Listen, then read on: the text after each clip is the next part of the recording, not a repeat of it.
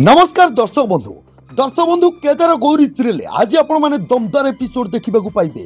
हाँ दर्शक बंधु गौरी जो नागमणि लुचे रखि ठाकुर घरे से नागमणि को चोरई नेवाई जो षड्यंत्र करिछि माधवी से षड्यंत्र आज निजे फसीज।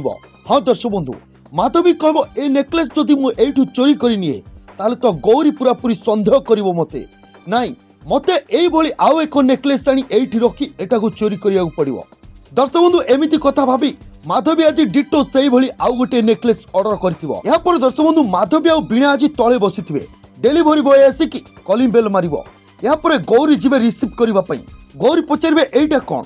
या पर से डेलीवरी बॉय कहबो एटा माधवी मैडम ऑर्डर करथिले। या पर दर्शक बंधु तापरे गौरी से नेकलेस को धरि केसिबे हठात गौरी हाथरू बीणा बाहर करी से पैकेज को खोलिकी से नेकलेस को बाहर करिवो।